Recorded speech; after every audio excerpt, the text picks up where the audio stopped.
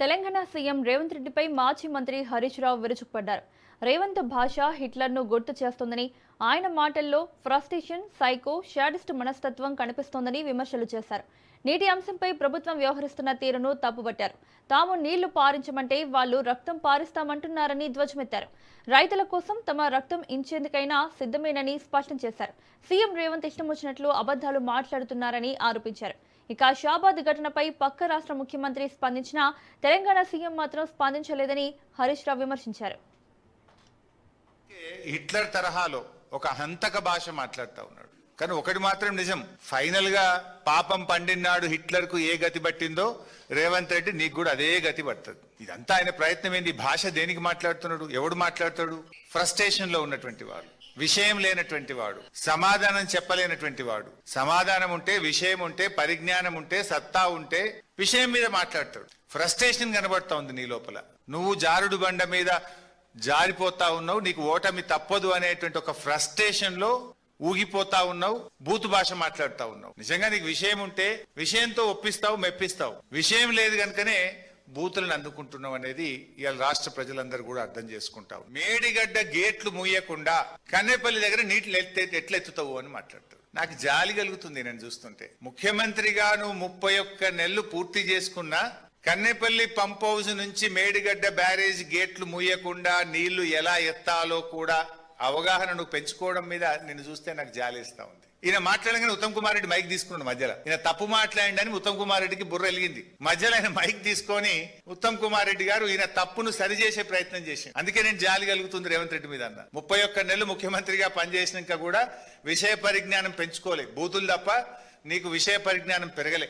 ఆయన ఉత్తమ్ కుమార్ రెడ్డి గారు నిన్న మైక్ తీసుకొని మధ్యలో రేవంత్ రెడ్డి తప్పు మాట్లాడంగానే, అఫ్ కోర్స్ ఫ్రీ ఫ్లోలో కూడా కన్నెపల్లి మోటార్లు ఎత్తాం, కన్నెపల్లి మోటార్లు స్టార్ట్ చేస్తాం, నీళ్ళు ఎత్తుతాం, కానీ మరి మీద అన్నారం సుందిల గేట్లు ముయ్యాలి కదా అని ఆయన సరి చేసే ప్రయత్నం చేశారు. అంటే మమ్మల్ని తిడితేనో, మమ్మల్ని జైల్లో పెడితేనో, మా రక్తం బారితేనో రైతాంగానికి నేను నీళ్లు ఇస్తా అంటే అందుకు మేము సిద్ధం. జైల్లో పెట్టావా పెట్టు, మా రక్తం కావాలన్నా తీసుకో, కానీ రైతులకు మాత్రం నీళ్లు పారించు. నువ్వు రేవంత్ రెడ్డి నీ నోరు నీ ఇష్టం, నువ్వేమన్నా మాట్లాడుకో, కానీ నీళ్లు తెలంగాణ. నీళ్ల విషయంలో నీ ఇష్టం వచ్చినట్లు చేస్తా అంటే కుదరదు. నువ్వేం మాట్లాడుతున్నావు? కన్నెపల్లి కట్టుకొత్తవా రేవంత్ రెడ్డి అంటే ప్రతిపక్షాల కంఠం నొక్కుతా అంటున్నావు. నువ్వు కన్నెపల్లి కట్టుకొత్తవా రేవంత్ రెడ్డి అంటే మా కంఠం నొక్కుతా అంటున్నావు. నీ ఉద్దేశం ఏంది? మాకు ఉద్యమాలు కొత్త కాదు, పోరాటాలు అంతకంటే కాదు. తెలంగాణ ఉద్యమంలో అనేక సార్లు అరెస్ట్ అయినాం, జైళ్లలో పడ్డాం. మాకేం అరెస్టులు జైళ్లు కొత్త కాదు. ధర్మం కోసం, న్యాయం కోసం, రాష్ట్రం కోసం ఆనాడు అరెస్టులు అయినాం, జైళ్లలో పడ్డాం. ఇవాళ లక్షలాది మంది రైతుల కోసం జైళ్లలో పడడానికి సిద్ధం, రక్తం ఇవ్వడానికి సిద్ధం తప్ప నిన్ను మాత్రం వదిలిపెట్టము.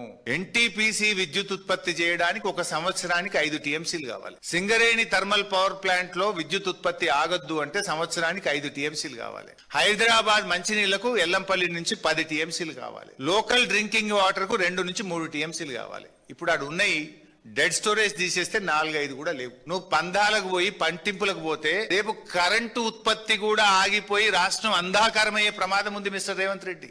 హైదరాబాద్ నగరం త్రాగునీరు లేక ఇబ్బందులు పడే పరిస్థితి కనబడతా ఉంది. How do you address this issue?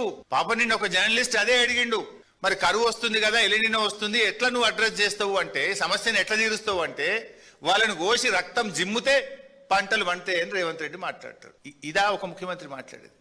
సమస్యను అర్థం చేసుకుంటలేవు నువ్వు. రేపు ఎన్టీపీసీకి 5 టీఎంసీలు కావాలి, సింగరేణి పవర్ ప్లాంట్కి 5 టీఎంసీలు కావాలి, హైదరాబాద్ మంచినీళ్ళకు 10 టీఎంసీలు కావాలి, రామగుండం, మంచిర్యాల ఆయా జిల్లాలకు త్రాగునీటికి 3 టీఎంసీలు కావాలి. అక్కడ ఉన్నాయా 4-5 లేవు. ఇప్పుడు మనం నీళ్లు ఎత్తి తెచ్చుకొని సమస్యను పరిష్కారం చేసుకునే దిశగా ఆలోచిస్తావా? రాజకీయాలకు పోయి పందాలకు పట్టింపులకు పోయి సమస్యను జటిలం చేసి రాష్ట్రాన్ని అంధకారం చేస్తావా? హిట్లర్కు నీకున్న తేడా ఏంది?